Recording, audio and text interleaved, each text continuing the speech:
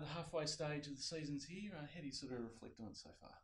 Yeah, look, it's been an interesting first half of the year. There's no doubt about that. I think for the club, we've faced a lot of challenges with injuries, suspensions, some personal issues that have gone through the footy club, and I think it's been a great growing and learning experience. So to be sitting 5-5, I think we've learned a lot about each other. We've learned a lot about the team. We've continued to improve in a whole range of areas, and we've given ourselves an opportunity to really push hard in the second half of the year. How do you sort of really see that second half of the year evolving?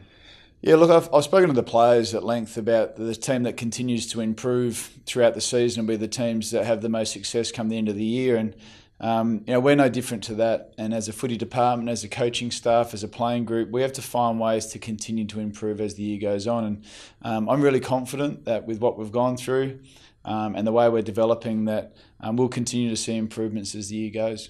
There's been several players stand out along the way. Who's really caught your eye so far this year?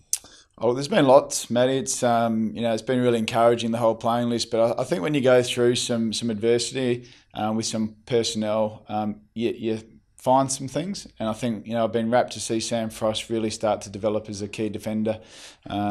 He's been given the opportunity to lock away some key forwards in recent weeks, and he's really developed.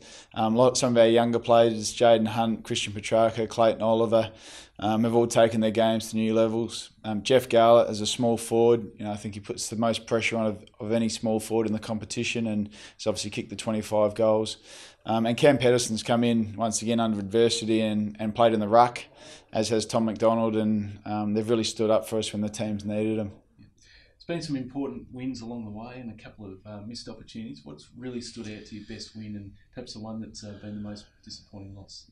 Yeah, probably without question, our best win's been Adelaide and Adelaide. The way that we played really was the brand of footy that we want to play consistently, and the challenge of playing a fantastic footy team on their home soil and come away with the way that we played was exceptional. So that's clearly been our best win. In terms of worst loss, I don't really look at our losses in that form. I look at what we've actually learnt through those experiences, and all those games that we've lost in terms of Hawthorn, Fremantle, North Melbourne.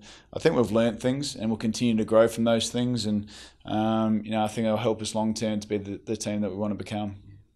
The 5-5 win-loss record at this stage, would have you taken that? Would have that been about what you predicted, or sort of it's hard to know when you're entering the season? My only expectations coming into the year were really to improve and develop as a footy team. And you look at some of our key statistics that we go through, and we've improved. Has the wins been where we want them to be? The results have been the results, but key statistics are saying that we're in good shape.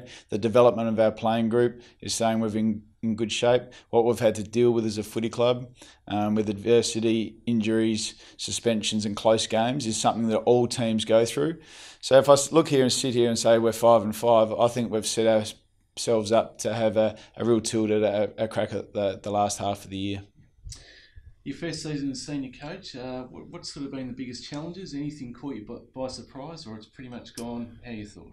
Oh, there's always surprises as senior coach. There's no doubt that obviously you want to have continuity in the way you play, continuity in your victories, and continuity in your playing personnel. We've had challenges and all that, but with that, it's become great learning for myself personally, but also the coaching staff. And I see all our staff within our department have grown through the last 10 weeks, and I've loved every minute of it. I love the support that they've given me, and I love the support the whole footy department's given me. So I think there's been nothing that's surprised, but I'm just rapt to have the great people working here. Yeah. You live and breathe footy 24/7, but do you get a little bit of a break before leading up to Queen's birthday? Yeah, get a little bit of a break, taking the 4 days and heading fishing in Kangaroo Island. So a bit of a father-son trip. So my dad, myself and my little fella will head off and see if we can catch some King George whiting. Fantastic. All the best with that. Thanks, Matty. Good on you.